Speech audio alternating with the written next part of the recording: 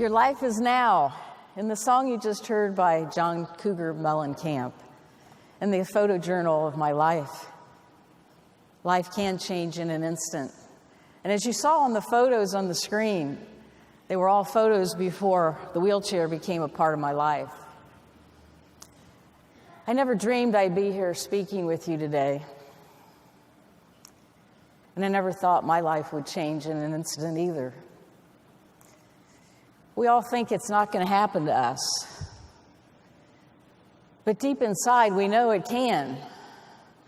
One slip, one fall, one large bump on the head, one important phone call from a doctor with the results of a biopsy or a blood test or an MRI or an X-ray, and suddenly your life has changed in an instant. I'm here as an advocate of your industry. I don't sell DI, but I'm here to share a story and to help you understand the importance of disability income insurance from a claimant's perspective, and maybe you just haven't heard from a claimant before. Many of you are new agents here and maybe have not sold your first DI policy, but then there's the veterans here, and they know when they get that phone call from the family member that says that claimant appreciates the financial advice that was given to them to purchase a disability income insurance. I call it income protection. And I wonder how many people in this room actually have had that call from the family members thanking them for making the important conversation to sell that policy and to protect that family. Someday that time will come if you've been in the industry long enough. So I'm going to take you on a ride. It's the truth from what I know. It's the passion and conviction that maybe has never been told to you before from a perspective of someone who has a life-changing event. Disability insurance, sell it with conviction. To what extent are you currently selling with passion, with purpose? To what extent are you leading the conversation with disability income insurance, the protection of their income versus life insurance? Let me take you on a quick journey and help you understand from where I come. From where I come is a time in my life, it's now been 15 years. The date was June 13th, 1998. It was my third wedding anniversary. And on the screen, you're seeing a bicycle trail, the headlines from the newspaper, and my crushed bicycle helmet, to give you a couple of hints. This was a beautiful day, a custom day for a bicycle ride. Caribbean blue sky, no storm, no rain, no threat of any danger. My husband and I took a bike ride, and we rode to our favorite bike trail in Granville, Ohio, near where we live. We're celebrating our love. It was just the two of us. We were talking, we were laughing, we were contemplating the last 3 years of our marriage, riding side by side on the bike trail on the way to a small ice cream store where there we were going to get our ice cream cone for a treat. While we were riding together, suddenly my husband heard what he thought was a gunshot. It got his attention and he slowed down behind me. At that point, I was in front of him as I was on the trail, and I could hear him from behind me yelling, "Look over there, something's falling, stop!" What he had seen was a tree halfway down, and literally in an instant, I was crushed by a 7,000-pound tree, followed by the live power electric lines. Yes, in an instant, my life changed. It was a very difficult situation. I was knocked unconscious, totally cold, laying under an 80-foot-tall tree. Mark was by himself, screaming and crying out for someone to help. Finally, another couple came by, jumped off their bikes, and the three of them got the leverage on that limb that had pinned me and lifted it gently and slid me out from under that limb. I was laying on the bike trail, and that's when I woke up. I could see my husband looking over me, and all I could say was, "What happened?" What? A tree fell? Why? Why would a tree fall? I mean, there is no explanation, folks. It just fell. It was just one of those things. I was in the wrong place at the wrong time. The life flight helicopter came. I was put on a stretcher and an oxygen mask on my face and a neck brace. And I was flown off by helicopter to the emergency room in downtown Columbus, where I was met by dozens and dozens of doctors. I had 4.5 hours of surgery. I woke up really early Sunday morning, and Mark, my husband, was at my bedside. That Sunday morning, the questions that I had were very serious in nature. I had to ask, what did they do? What did they find? What happened? Mark proceeded to tell me that I had a spinal cord injury. Those are heavy words on a Sunday morning to hear. I don't know what you know about spinal cord injuries, but there's no cure at this point. This is as good as it gets. And for me to face the wheelchair for the first time was a very, very depressing situation. I spent 5 days in intensive care. Then I was transported by ambulance to the Ohio State University to the rehabilitation center at Dodd Hall. I spent 5 weeks, the summer of '98, trying to cope with my new body, trying to learn how to get dressed, how to transfer in a wheelchair, how to be mobile. I then came home. I came home in the summer after a grueling time at Dodd Hall.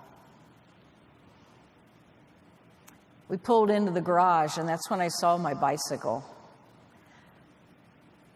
Kind of looked like a pretzel had gotten twisted around with all the frame that had been bent by the impact of that tree. And then I saw my bike helmet. Take a look at that helmet. That helmet saved my head from brain injury. I had no brain injury.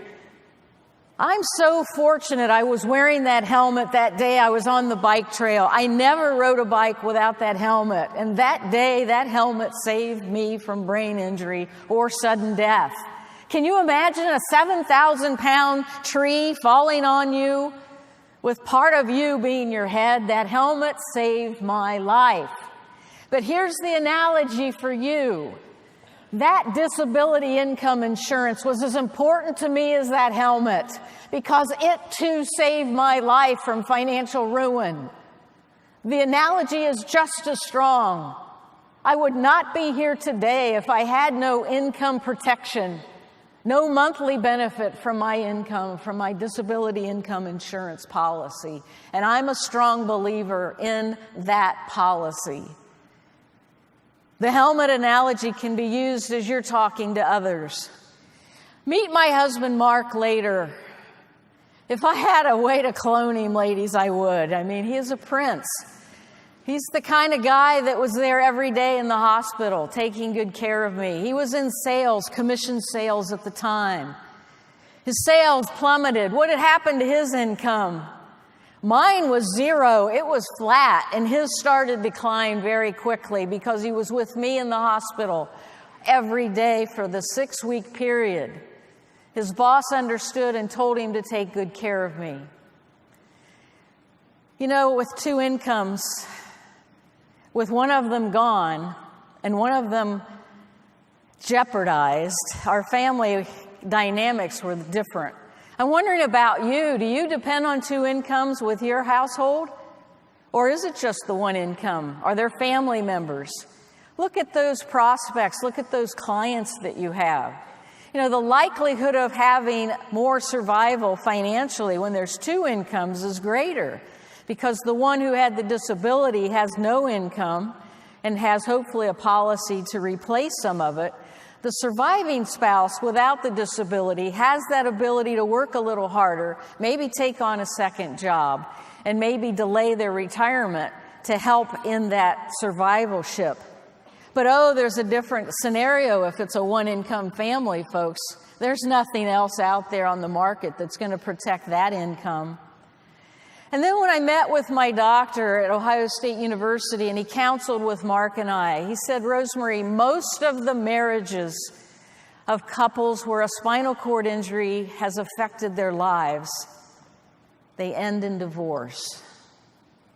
That's the reality, folks. After a disability, not only is the body affected or the mind affected, but the whole dynamics of the marriage is affected, and the way that we interact and the way my disability affects us in an intimacy in a family relationship. What would life be like for you if suddenly your spouse or significant other left the relationship and left you by yourself? That man never wavered, never gave me any sense of doubt that he was going to be there for me. It's because of him and the support that he gave me that I was able to continue for 2 years of physical and occupational therapy. It was like a part-time job for me, 3 days a week. That was my recovery period. I had a speaking business.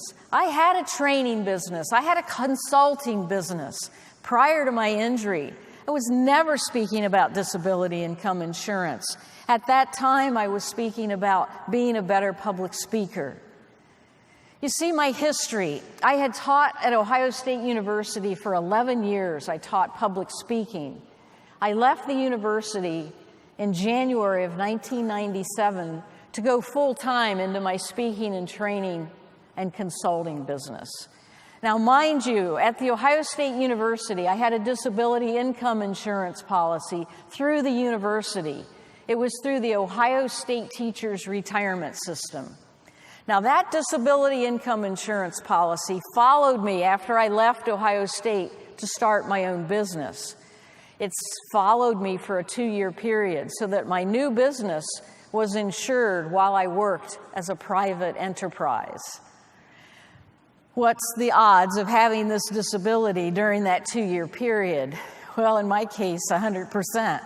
I was injured 1.5 years after I left the university. Now, had I gotten some conversations with some agents after I left the university to have my own individual disability income insurance policy in effect? Absolutely.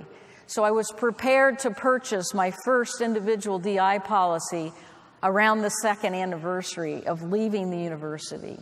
That was how important disability insurance was to me in my advanced planning as a business owner. When I went to my physical exam not too long ago, my doctor asked me, "When did you have your last tetanus shot?" Now, all of you have that same question the next time you have your physical. I hope you keep records, and I hope your doctor does too. If you're like me, you don't like shots. I'm really afraid of any needles in my arm, and so I'll do anything not to have another tetanus shot. Make sure it's lasting. Do you all know how long a tetanus shot lasts? What's the inoculation period? It's 10 years. We don't have to get another one for another 10 years. Well, here's the analogy for disability insurance, for income protection. If indeed your prospects will get an immunization for tetanus, because they don't want a lockjaw, they don't want a disease that causes spasms and causes their jaw not to be able to move so they can't eat and swallow. I mean, that's the seriousness of tetanus. If indeed they would get their shot so that they wouldn't have tetanus, can you make that switch and that analogy in your sales presentation to use that as leverage to talk about another way to insure your future? Like a tetanus shot, insure your future, get a disability income insurance policy. You got to call clients. You got to make appointments. That's what it's about. It takes lots of hard work. You're all in sales. And as you work in sales, you've got to look at this as a possibility. I've done some hard work to be where I am today, physically and mentally and in my career. I want to share and close today with a little demonstration for you to see.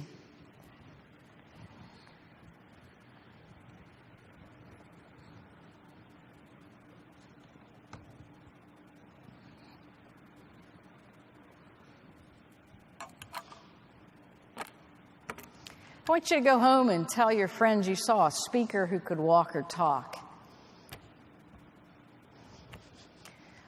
I want you to know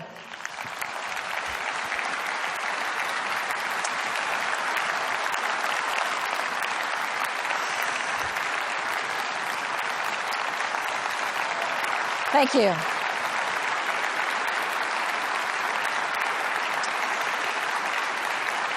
Thank you.